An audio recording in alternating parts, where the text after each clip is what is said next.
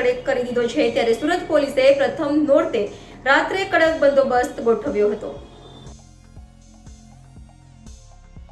સુરતમાં નવરાત્રિના પ્રથમ દિવસથી જ પોલીસે કડક બંદોબસ્ત ગોઠવી દીધો છે। રાત્રે કોઈ નશાની હાલતમાં ગરબા પંડાલમાં ન આવે તે માટે પોલીસના પ્રયાસો જોવા મળ્યા હતા, જેને લઈ સુરતના અલગ અલગ પોઈન્ટ પર પોલીસનો ચુસ્ત બંદોબસ્ત જોવા મળ્યો હતો। પોલીસે તમામ વાહન ચાલકોનું આલ્કોહોલ ટેસ્ટિંગ મશીન વડે પરીક્ષણ કર્યું હતું। સુરતમાં નવરાત્રી દરમિયાન કોઈપણ પ્રકારની ગડબડ ન થાય તે માટે સુરત પોલીસે કડક બંદોબસ્ત ગોઠવ્યું છે।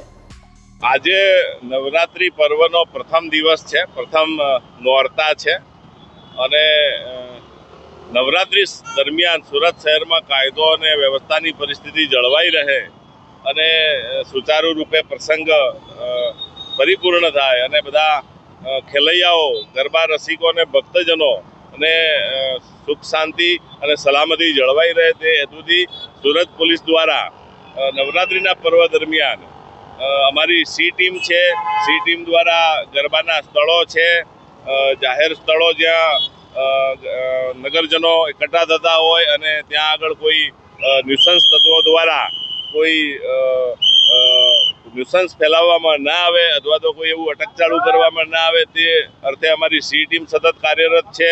તેમજ જે અમારા પોલીસ સ્ટેશન વિસ્તારના જે મુખ્ય 4 રસ્તાઓ છે એ 4 રસ્તાઓ પર પોલીસ દ્વારા નાકા પોઈન્ટ રાખીને સઘન વાહન ચેકિંગ કરવામાં આવી રહેલ છે।